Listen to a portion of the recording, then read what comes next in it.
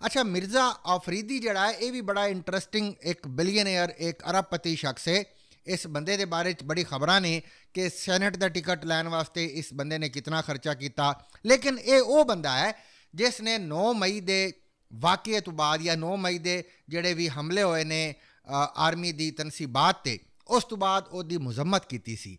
और उस मुजम्मत करने तो बाद तहरीक इंसाफ के लोग उसनों अच्छा नहीं समझ रहे थे, लेकिन यह हैरान कुन गल है कि वह मुजम्मत उन्होंने की, तहरीक इंसाफ उन्होंने अच्छा नहीं समझ रहे सी, लेकिन उसके बावजूद इमरान खान के जोड़े वकला ने उन्होंने फीस जी है 12 करोड़ रुपए मिर्ज़ा आफरीदी ने शिबली फराज को दी। हुण उन्होंने अगे बैरिस्टर सलमान सफदर को की दिता, सलमान अकरम राजा को की दिता, या हामिद खान को की दिता, ये तो वो जाने ने, उन्होंने काम जाने, लेकिन उन्होंने 12 करोड़ रुपए की फीस के मदे उन्होंने दिते ने।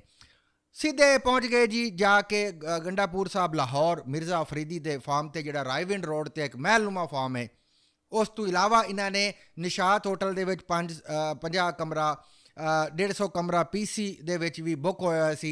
जेडे सारे मेहमान आए सन उन्होंने ठहरान का बंदोबस्त भी मिर्ज़ा आफरीदी ने किया सी, उन्होंने खाने का इंतजाम भी उन्होंने किया, तो उहदे नाल नाल एक कवाली नाइट भी हुई।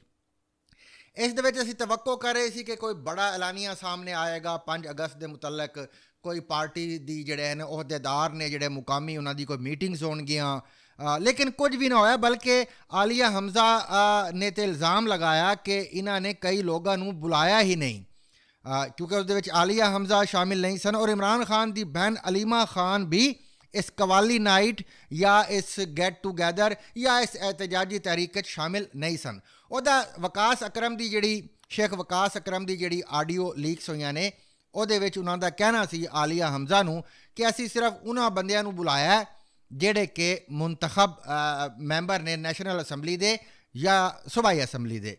लेकिन उसकी भी ये नफ़ी हुई कि सलमान अकरम राजा ता जड़ा है वो किसी भी असैम्बली तो मुंतखब नहीं होया। किसा मुख्तसर जी वो हुई है, उत्थे बड़ा अच्छा फंक्शन इन्हां दा रहा।